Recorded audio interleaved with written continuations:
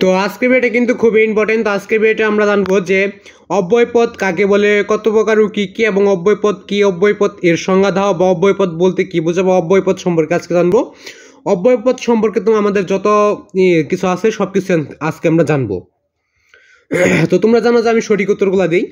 তো চ্যানেলের সাথেই থাকবে, চ্যানেলটাকে অবশ্যই সাপোর্ট করতে হবে। তো তোমরা যদি সাপোর্ট না করো তাহলে তারা আমি ইউটিউবে টিকে থাকতে পারবো না। তোমাদের সাপোর্টের মাধ্যমে কিন্তু আমি ইউটিউবে টিকে আসি। তো তোমরা সাপোর্ট না করলে কি হবে, হয়তো আমাকে ইউটিউবিং ছেড়ে দিতে হবে। তোমরা কমেন্ট বক্সে যে প্রশ্নটা দিতে বলবো ওইটা দিতে পারবো না। আর যদি তোমরা বেশি বেশি সাপোর্ট করো, চ্যানেলটাকে সাবস্ক্রাইব করো, অল নোটিফিকেশন করে রাখো, তাহলে তোমরা যখনই একটা কমেন্টে বলবে যে আমার এই প্রশ্ন লাগবো, যে প্রশ্নটা তোমরা কমেন্ট করে যাবে ওইটা আমি অবশ্যই দিয়ে দিতে পারবো, যদি তোমরা আমাকে বেশি বেশি সাপোর্ট করো। তো সাপোর্ট করতে কি কি লাগে, টাকা পয়সা কিন্তু কিছু লাগে না, শুধুমাত্র চ্যানেলটাকে একটা ক্লিক করবে, সাবস্ক্রাইব করবে এবং অল নোটিফিকেশন করে রাখবে।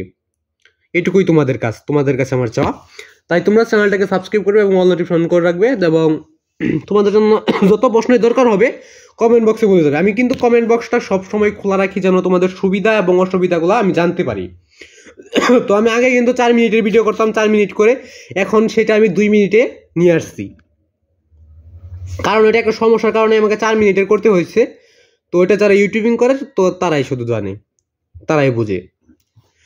তো অব্যয়পদ কাকে বলে, অব্যয়পদ কত প্রকার ও কি কি, অব্যয়পদ কি, অব্যয়পদ এটার সংজ্ঞা। আর অনেকেই বলতে পারে যে এত বড় বড় ভিডিও করে আপনার লাভ কি, এত কথা বলে লাভ কি। কেউ কিন্তু কোনো স্বার্থ ছাড়া কিছুই করে না। তুমিও একটা স্বার্থে আসছো যে তোমাকে এই উত্তরটা শিখতে হবে এবং পরীক্ষা দিতে হবে। পরীক্ষার দেওয়ার স্বার্থ কি, তোমাকে পড়ালেখা করতে হবে, আর পড়ালেখা করার স্বার্থ হইলো তোমাকে একটা চাকরি করতে হবে, আর চাকরি দেওয়ার স্বার্থ কি হইলো, তোমাকে টাকা লাগবে, আর টাকার স্বার্থ হইলো টাকা দিয়ে সব কিছুই পাওয়া যায়। এটাই হলো স্বার্থের দুনিয়া। তো আজকে আমরা জানবো যে অব্যয়পদ কি, অব্যয়পদ কাকে বলে, অব্যয়পদ কত প্রকার, অব্যয়পদের সংজ্ঞা। তো উত্তরটা নিচে রয়েছে, তোটা দেখে নেওয়া যাক। আর সকলে বলতে আসসালামু আলাইকুম। তো উত্তরটা দেখে নাও। যে পদ সর্বদা অপরিবর্তনীয় থেকে কখনো বাক্যের শোভা বর্ধন করে, কখনো একাধিক পদের বাক্যাংশের সংযোগ বা বিয়োগ সম্বন্ধ ঘটায়, তাকে অব্যয়পদ বলে। তো এটাই ছিল অব্যয়পদ কি, অব্যয়পদ কাকে বলে, অব্যয়পদ এর সংজ্ঞা, অব্যয়পদ বলতে কি বোঝা। তো এটাই আজকের প্রশ্নের উত্তর। তো যদি আরও কোনো প্রশ্ন লাগে তো অবশ্যই কমেন্ট বক্সে বলে দেবে, এবং সকলে বলতে আসসালামু আলাইকুম। তো আমি যে কয়টা প্রশ্ন দেখাই দিই প্রতিটা স্ক্রিনশট দিয়ে খাতায় লিখে তারপর এগুলো আবার চর্চা করবে, চর্চা না করলে কিন্তু সবই ভুলে যাবে।